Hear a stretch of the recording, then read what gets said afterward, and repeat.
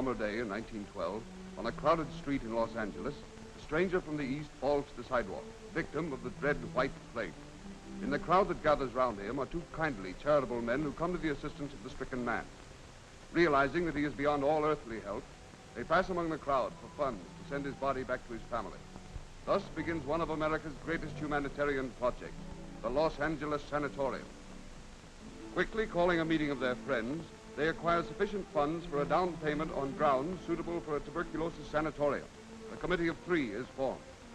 Week after week, this committee treks into the surrounding country looking for a location for their projected enterprise. They search the foothills of the Southern California mountain range, inspect every acre of this semi-tropical country, walk miles and miles at a time in the hot, burning sun, whose very rays could be doing untold good to the thousands of tuberculosis victims lying helpless in other cities. Finally, near the little town of Duarte, 18 miles from Los Angeles, they find the perfect spot. It is arid and covered with sagebrush, but an ideal location for their city of hope. With their meager funds, they erect 2 tents, one for an emergency patient, the other for his attending nurse. A couple of old chairs, 2 cots, and a few medical supplies, and the Los Angeles Sanatorium is an actuality. The fight against the white plague is underway. As word about this sanatorium spreads eastward, to the committee in charge come pitiful pleas for admittance. From stricken men with helpless, dependent families, from mothers too sick to be mothers, unfortunate young men and women in every walk of life, in every part of the nation. But before these soul-stirring calls for help can even be considered, a sudden windstorm sweeps across the country with devastating force, carrying with it the tents and the hopes of the sanatorium founders. Undaunted by this tragedy, and spurred on by the ever-ringing cries for assistance, a new and greater drive for funds is instituted. It echoes across the country.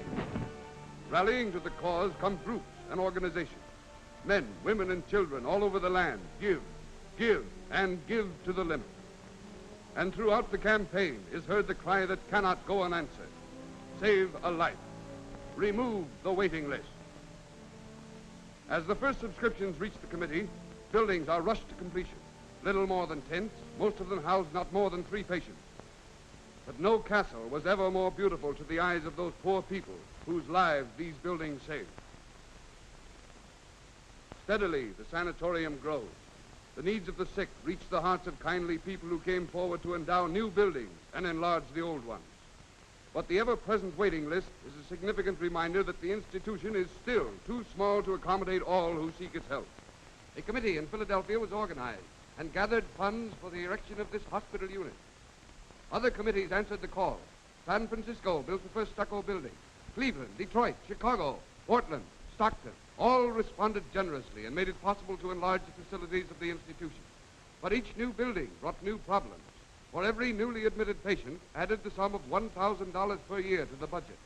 For that is the cost of properly caring for each and every inmate. The waiting list grows, but each room is occupied. It is evident that funds must be collected more rapidly if this noble work is to continue. Prominent families and famous groups join the cause. This beautiful flower-filled garden, where the patients enjoy the healing rays of the California sun, was donated by Mr. Al Jolson. This is the Warner Memorial Clinic, endowed by the Warner family of motion picture fame. Its dedication in 1930 was an event not soon to be forgotten by those who attended. And here is the late Mr. Benjamin Warner, father of the famous Warner brothers, presenting the deed of the building to the late Dr. Dvorkin, the grand old man of the Los Angeles Sanatorium. The Goldstone family of Los Angeles, also prominent in motion picture circles, donated this building that houses the resident physician. The Goldstone family also endowed this modern laundry, which at the time overcame a very difficult problem when the local laundries refused to accept the sanatorium's linen for fear of contamination. This laundry was equipped by the Ladies' Consumptive Relief Association of San Francisco, whose noble work will forever remain a monument to their generosity.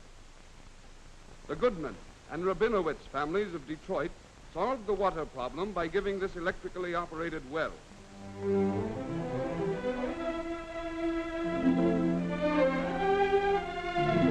Let's follow the camera through the beautiful sanatorium grounds as they appear today. Each of these buildings is filled to capacity with men and women who, sick of body but with undaunted faith, offer daily prayers for the health of those who gave their all to build this wonderful institution, and to those who are still giving their all to keep it open.